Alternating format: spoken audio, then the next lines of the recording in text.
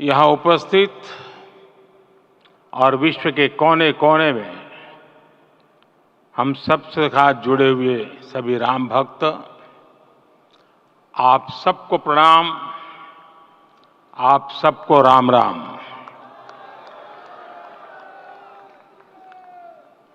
आज हमारे राम आ गए हैं।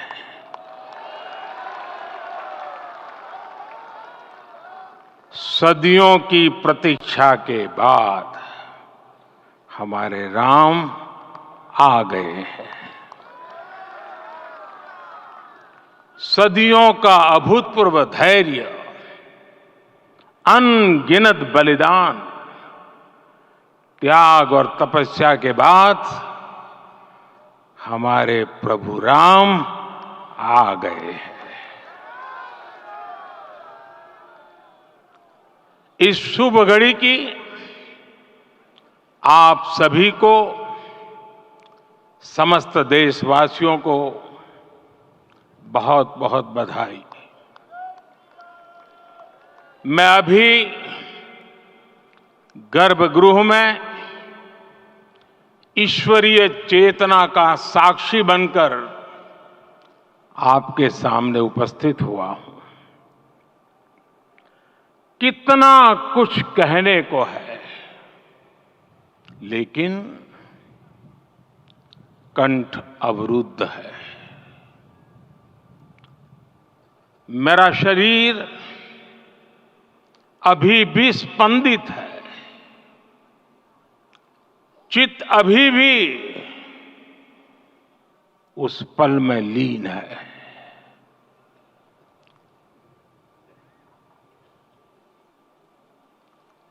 हमारे रामलला अब टेंट में नहीं रहेंगे।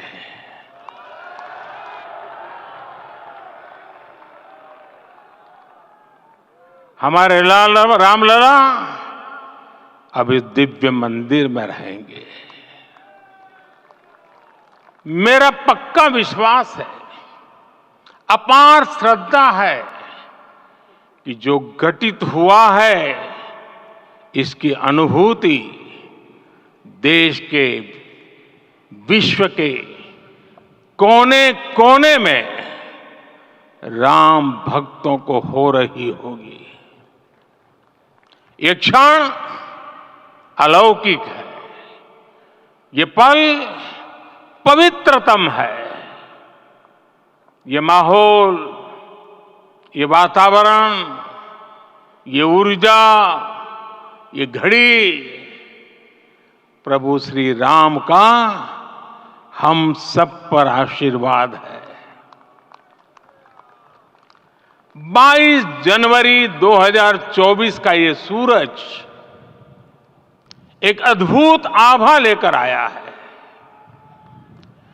22 जनवरी 2024 ये कैलेंडर पर लिखी एक तारीख नहीं, ये एक नए काल चक्र का उद्गम है।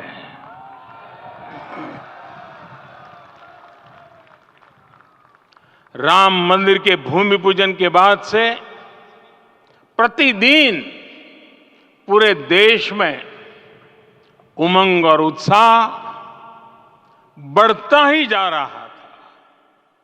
निर्माण कार्य देख देशवासियों में हर दिन एक नया विश्वास पैदा हो रहा था। आज हमें सदियों के उस धैर्य की धरोहर मिली है। आज हमें श्री राम का मंदिर मिला है। गुलामी की मानसिकता को तोड़कर उठ खड़ा हो राष्ट्र। अतीत के हर दंश से हौसला लेता हुआ राष्ट्र ऐसे ही नव इतिहास का सृजन करता है। आज से 1000 साल बाद भी लोग आज की इस तारीख की, आज के इस पल की चर्चा करेंगे। और ये कितनी बड़ी राम कृपा है कि हम सब इस पल को जी रहे हैं, इसे साक्षात घटित होते देख रहे हैं। आज दिन, दिशाएं, दिगंत सब दिव्यता से परिपूर्ण है। ये समय सामान्य समय नहीं है। ये काल के चक्र पर सर्वकालिक शाही से अंकित हो रही अमिट स्मृति रेखाएं हैं। साथियों, हम सब जानते हैं कि जहां राम का काम होता है, वहां पवन पुत्र हनुमान अवश्य विराजमान होते हैं। इसलिए मैं राम भक्त हनुमान और हनुमान गढ़ी को भी प्रणाम करता हूं। मैं माता जानकी, लक्ष्मण जी, भरत, शत्रुघ्न सबको नमन करता हूं। मैं पावन अयोध्यापुरी और पावन सरयू को भी प्रणाम करता हूं। मैं इस पल दैवीय अनुभव कर रहा हूं कि जिनके आशीर्वाद से ये महान कार्य पूरा हुआ है। वे दिव्य आत्माएं, वे दैवीय विभूतियां भी इस समय हमारे आसपास उपस्थित है। मैं इन सभी दिव्य चेतनाओं को भी कृतज्ञता पूर्वक नमन करता हूं। मैं आज प्रभु श्री राम से क्षमा याचना भी करता हूं। हमारे पुरुषार्थ, हमारे त्याग, कुछ तो कमी रह गई होगी कि हम इतनी सदियों तक ये कार्य कर नहीं पाए। आज वो कमी पूरी हुई है।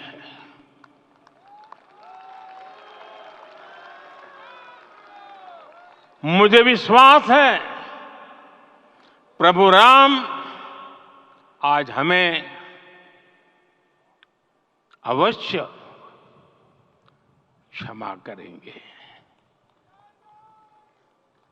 मेरे प्यारे देशवासियों, त्रेता में राम आगमन पर पूज्य संत तुलसीदास जी ने लिखा है, प्रभु बिलो की हर से पुरबासी, जनित वियोग विपत्ति समनासी। अर्थात प्रभु का आगमन देकर ही सब अयोध्यावासी, समग्र देशवासी हर्ष से भर गए। लंबे वियोग से जो आपत्ति आई थी, उसका अंत हो गया। उस कालखंड में तो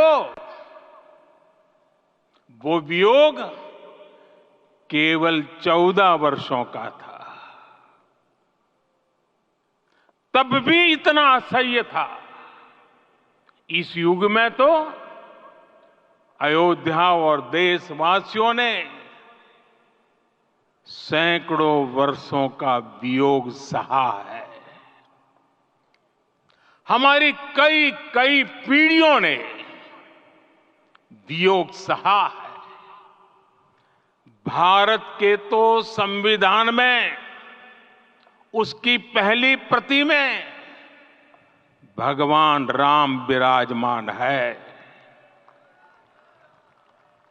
संविधान के अस्तित्व में आने के बाद भी दशकों तक प्रभु श्री राम के अस्तित्व को लेकर कानूनी लड़ाई चली।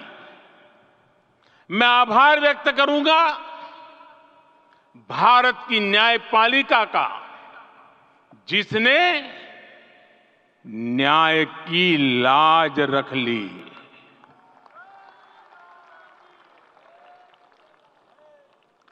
न्याय के पर्याय प्रभु राम का मंदिर भी न्यायबद्ध तरीके से ही बना। साथियों, आज गांव-गांव में एक साथ कीर्तन संकीर्तन हो रहे हैं। आज मंदिरों में उत्सव हो रहे हैं, स्वच्छता अभियान चलाए जा रहे हैं। पूरा देश आज दीपावली मना रहा है।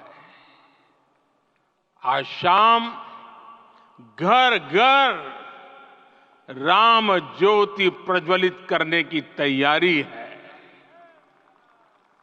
कल मैं श्री राम के आशीर्वाद से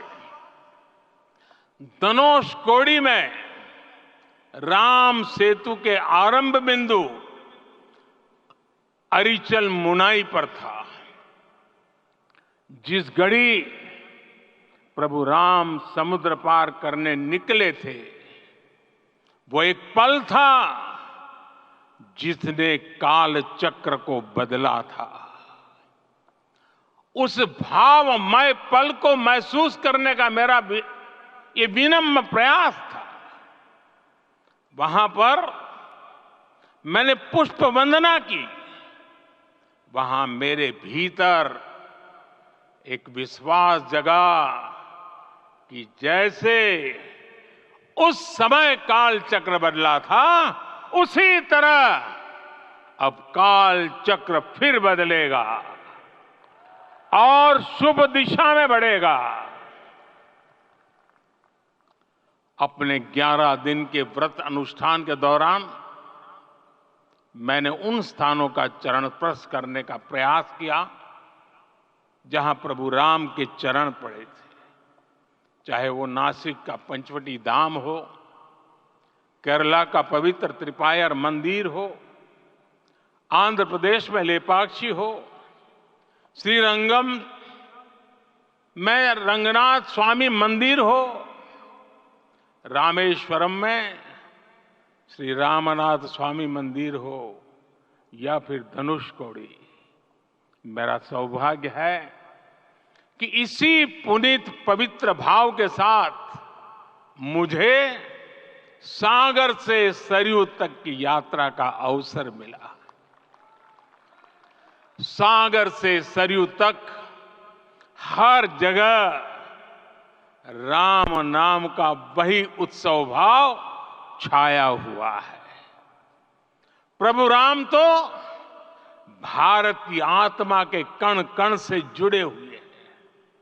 राम भारतवासियों के अंतर मन में विराजे हुए हैं।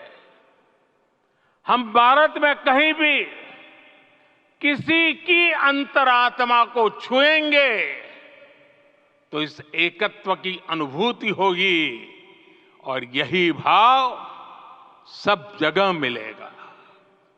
इससे उत्कृष्ट, इससे अधिक देश को समायोजित करने वाला सूत्र और क्या हो सकता है। मेरे प्यारे देशवासियों, मुझे देश के कोने कोने में अलग अलग भाषाओं में रामायण सुनने का अवसर मिला है, लेकिन विशेषकर पिछले 11 दिनों में रामायण अलग अलग भाषा में अलग राज्यों से मुझे विशेष रूप से सुनने का मौका मिला। राम को परिभाषित करते हुए ऋषियों ने कहा है, रमन्ते यस्मिन् इति रामः, अर्थात जिसमें रम जाए वही राम है। राम लोक की स्मृतियों में, पर्वत से लेकर परंपराओं में सर्वत्र समाये हुए हैं। हर युग में लोगों ने राम को जिया है। हर युग में लोगों ने अपने अपने शब्दों में अपनी अपनी तरह से राम को अभिव्यक्त किया है और ये राम रस जीवन प्रवाह की तरह निरंतर बहता रहता है। प्राचीन काल से भारत के हर कोने के लोग राम रस का आचमन करते रहे हैं। राम कथा असीम है और रामायण भी अनंत है। राम के आदर्श, राम के मूल्य, राम की शिक्षाएं सब जगह एक समान है। प्रिय देशवासियों, आज इस ऐतिहासिक समय में देश उन व्यक्तित्वों को भी याद कर रहा है जिनके कार्य और समर्पण की वजह से आज हम ये शुभ दिन देख रहे हैं। राम के इस काम में कितने ही लोगों ने त्याग और तपस्या की पराकाष्ठा करके दिखाई है। उन अनगिनत राम भक्तों के, उन अनगिनत कार सेवकों के और उन अनगिनत संत महात्माओं के हम सब ऋणी हैं। साथियों, आज का ये अवसर उत्सवता का क्षण तो है ही, लेकिन इसके साथ ही यह क्षण भारतीय समाज की परिपक्वता के बोध का भी क्षण है। हमारे लिए ये अवसर सिर्फ विजय का नहीं, विनय का भी है। दुनिया का इतिहास साक्षी है कि कई राष्ट्र अपने ही इतिहास में उलझ जाते हैं। ऐसे देशों ने जब भी अपने इतिहास की उलझी हुई गांठों को खोलने का प्रयास किया, सफलता पाने में बहुत कठिनाई आई, बल्कि कई बार तो पहले से ज्यादा मुश्किल परिस्थितियां बन गई। लेकिन हमारे देश ने इतिहास की इस गांठ को जिस गंभीरता और भावुकता के साथ खोला है, वो ये बताती है कि हमारा भविष्य हमारे अतीत से बहुत सुंदर होने जा रहा है। वो भी एक समय था जब कुछ लोग कहते थे कि राम मंदिर बना तो आग लग जाएगी। ऐसे लोग भारत के सामाजिक भाव की पवित्रता को नहीं जान पाए। रामलला के इस मंदिर का निर्माण भारतीय समाज के शांति, धैर्य, आपसी सद्भाव और समन्वय का भी प्रतीक है।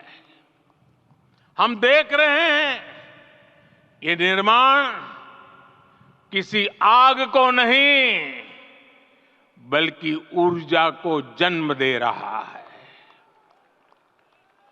राम मंदिर समाज के हर वर्ग को एक उज्जवल भविष्य के पथ पर बढ़ने की प्रेरणा लेकर आया है। मैं आज उन लोगों से आह्वान करूंगा, आइए आप महसूस कीजिए, अपनी सोच पर पुनर्विचार कीजिए। राम आग नहीं है, राम ऊर्जा है। राम विवाद नहीं, राम समाधान है। राम सिर्फ हमारे नहीं है, राम तो सबके हैं। राम वर्तमान नहीं, सिर्फ वर्तमान ही नहीं, राम अनंत काल है। साथियों, आज जिस तरह राम मंदिर प्राण प्रतिष्ठा के इस आयोजन से पूरा विश्व जुड़ा हुआ है, उसमें राम की सर्वव्यापकता के दर्शन हो रहे हैं। जैसा उत्सव भारत में है, वैसा ही अनेक देशों में है। आज अयोध्या का यह उत्सव रामायण की उन वैश्विक परंपराओं का भी उत्सव बना है। रामलला की ये प्रतिष्ठा वसुधैव कुटुंबकम के विचार की भी प्रतिष्ठा है। साथियों, आज अयोध्या में केवल श्री राम के विग्रह रूप की प्राण प्रतिष्ठा नहीं हुई है, ये श्री राम के रूप में साक्षात भारतीय संस्कृति के प्रति अटूट विश्वास की भी प्राण प्रतिष्ठा है। ये साक्षात मानवीय मूल्यों और सर्वोच्च आदर्शों की भी प्राण प्रतिष्ठा है। इन मूल्यों की, इन आदर्शों की आवश्यकता आज संपूर्ण विश्व को है। सर्वे भवन्तु सुखिनः, ये संकल्प हम सदियों से दोहराते आए हैं। आज उसी संकल्प को राम मंदिर के रूप में साक्षात आकार मिला है। ये मंदिर मात्र एक देव मंदिर नहीं है, ये भारत की दृष्टि का, भारत के दर्शन का, भारत के दिग्दर्शन का मंदिर है। ये राम के रूप में राष्ट्र चेतना का मंदिर है। राम भारत की आस्था है, राम भारत का आधार है, राम भारत का विचार है, राम भारत का विधान है, राम भारत की चेतना है, राम भारत का चिंतन है, राम भारत की प्रतिष्ठा है, राम भारत का प्रताप है, राम प्रवाह है, राम प्रभाव है, राम नेति भी है, राम नीति भी है, राम नित्यता भी है, राम निरंतरता भी है, राम विभु है, विशद है, राम व्यापक है, विश्व है, विश्वात्मा है। और इसलिए जब राम की प्रतिष्ठा होती है तो उसका प्रभाव वर्षों या शताब्दियों तक ही नहीं होता, उसका प्रभाव हजारों वर्षों के लिए होता है। महर्षि वाल्मीकि ने कहा है, राज्यम 10 सहस्त्राणि प्राप्य वर्षाणि राघव, अर्थात राम 10,000 वर्षों के लिए राज्य पर प्रतिष्ठित हुए, यानी हजारों वर्षों के लिए राम राज्य स्थापित हुआ। जब त्रेता में राम आए थे तब हजारों वर्षों के लिए राम राज्य की स्थापना हुई थी। हजारों वर्षों तक राम विश्व पथ प्रदर्शन करते रहे थे। और इसलिए मेरे प्यारे देशवासियों, आज अयोध्या भूमि हम सभी से, प्रत्येक राम भक्त से, प्रत्येक भारतीय से कुछ सवाल कर रही है। श्री राम का भव्य मंदिर तो बन गया, अब आगे क्या? सदियों का इंतजार तो खत्म हो गया, अब आगे क्या? आज के इस अवसर पर जो दैवीय आत्माएं हमें आशीर्वाद देने के लिए उपस्थित हुई हैं, हमें देख रही हैं, उन्हें क्या हम ऐसे ही विदा करेंगे? नहीं, कदापि नहीं। आज मैं पूरे पवित्र मन से महसूस कर रहा हूं कि काल चक्र बदल रहा है। ये सुखद संयोग है कि हमारी पीढ़ी को एक कालजयी पथ के शिल्पकार के रूप में चुना गया है। 1000 वर्ष बाद की पीढ़ी राष्ट्र निर्माण के हमारे आज के कार्यों को याद करेगी। इसलिए मैं कहता हूं, यही समय है, सही समय है। हमें आज से, इस पवित्र समय से अगले 1000 साल के भारत की नींव रखनी है। मंदिर निर्माण से आगे बढ़कर अब हमें सभी देशवासी यहीं इस पल से समर्थ, सक्षम, भव्य, दिव्य भारत के निर्माण की सौगंध लेते हैं।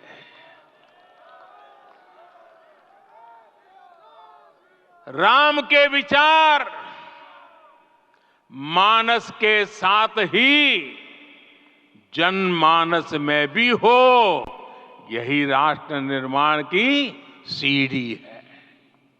साथियों, आज के युग की मांग है कि हमें अपने अंतःकरण को विस्तार देना होगा। हमारी चेतना का विस्तार देव से देश तक, राम से राष्ट्र तक होना चाहिए। हनुमान जी की भक्ति, हनुमान जी की सेवा, हनुमान जी का समर्पण, ये ऐसे गुण हैं जिन्हें हमें बाहर नहीं खोजना पड़ता।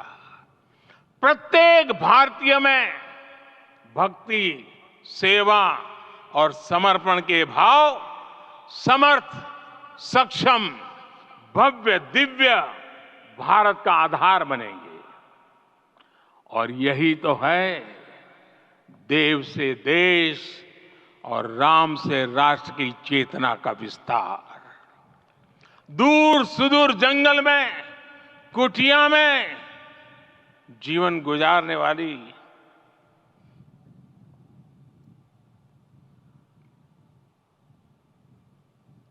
मेरी आदिवासी मां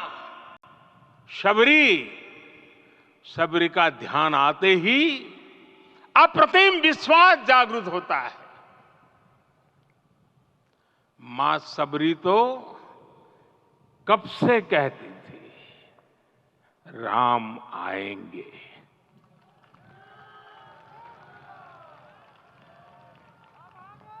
प्रत्येक भारतीय में जन्मा यही विश्वास समर्थ, सक्षम, भव्य भारत का आधार बनेगा।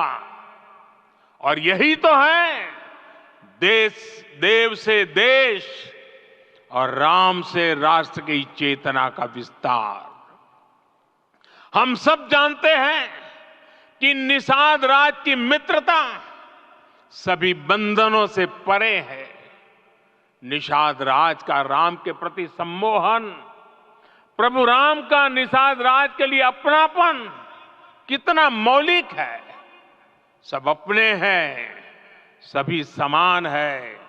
प्रत्येक भारतीय में अपनत्व की, बंधुत्व की ये भावना समर्थ, सक्षम, भव्य, दिव्य भारत का आधार बनेगी। और यही तो है देव से देश और राम से राष्ट्र की चेतना का विस्तार। साथियों, आज देश में निराशा के लिए रत्ती भर भी स्थान नहीं है। मैं तो बहुत सामान्य हूं, मैं तो बहुत छोटा हूं। अगर कोई ये सोचता है तो उसे गिलहरी के योगदान को याद करना चाहिए। गिलहरी का स्मरण ही हमें हमारी इस हिचक को दूर करेगा, हमें सिखाएगा कि छोटे बड़े हर प्रयास की अपनी ताकत होती है, अपना योगदान होता है। और सबके प्रयास की यही भावना समर्थ, सक्षम, भव्य, दिव्य भारत का आधार बनेगी। और यही तो देव से देश और राम से राष्ट्र की चेतना का विस्तार। साथियों, लंकापति रावण प्रकांड ज्ञानी थे, अपार शक्ति के धनी थे, लेकिन जटायु जी की मूल्य निष्ठा देखिए। वे महाबली रावण से भिड़ गए। उन्हें भी पता था कि वो रावण को परास्त नहीं कर पाएंगे, लेकिन फिर भी उन्होंने रावण को चुनौती दी। कर्तव्य की यही पराकाष्ठा समर्थ, सक्षम, भव्य, दिव्य भारत का आधार है। और यही तो है देव से देश और राम से राष्ट्र की चेतना का विस्तार। आइए हम संकल्प लें कि राष्ट्र निर्माण के लिए हम अपने जीवन का पल पल लगा देंगे। राम काज से राष्ट्र काज, समय का पल पल, शरीर का कण कण राम समर्पण को राष्ट्र समर्पण के ध्येय से जोड़ देंगे। मेरे देशवासियों, प्रभु श्री राम की हमारी पूजा विशेष होनी चाहिए। ये पूजा स्व से ऊपर उठ करके समष्टि के लिए होनी चाहिए। ये पूजा अहम से उठकर वयम के लिए होनी चाहिए। प्रभु को जो भोग चढ़ेगा वो विकसित भारत के लिए हमारे परिश्रम की पराकाष्ठा का प्रसाद भी होगा। हमें नित्य पराक्रम, पुरुषार्थ, समर्पण का प्रसाद प्रभु राम को चढ़ाना होगा। इनसे नित्य प्रभु राम की पूजा करनी होगी, तब हम भारत को वैभवशाली और विकसित बना पाएंगे। मेरे प्यारे देशवासियों, ये भारत के विकास का अमृत काल है। आज भारत युवा शक्ति की पूंजी से भरा हुआ है, ऊर्जा से भरा हुआ है। ऐसी सकारात्मक परिस्थितियां फिर न जाने कितने समय बाद बनेगी। हमें अब चूकना नहीं है, हमें अब बैठना नहीं है।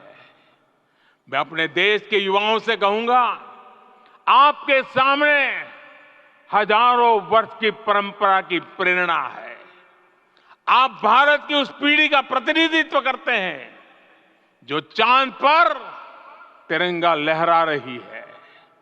वो 15 लाख किलोमीटर की यात्रा करके सूर्य के पास जाकर मिशन आदित्य को सफल बना रही है।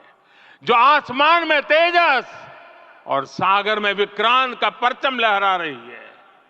अपनी विरासत पर गर्व करते हुए आपको भारत का नव प्रभात लिखना है।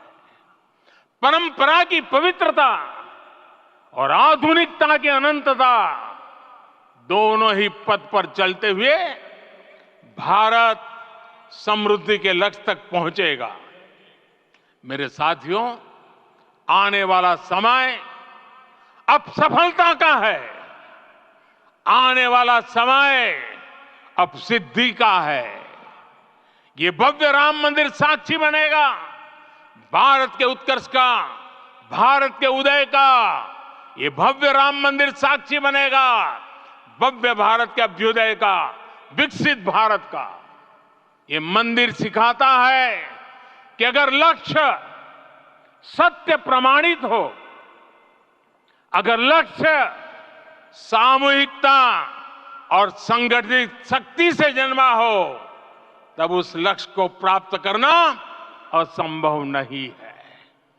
ये भारत का समय है और भारत अब आगे बढ़ने वाला है। शताब्दियों की प्रतीक्षा के बाद हम यहां पहुंचे हैं। हम सब ने इस युग का, इस कालखंड का इंतजार किया है। अब हम रुकेंगे नहीं। हम विकास की ऊंचाई पर जाकर ही रहेंगे। इसी भाव के साथ रामलला के चरणों में प्रणाम करते हुए आप सभी को बहुत बहुत शुभकामनाएं। सभी संतों के चरणों में मेरे प्रणाम। सियावर रामचंद्र की, सियावर रामचंद्र की, सियावर रामचंद्र की।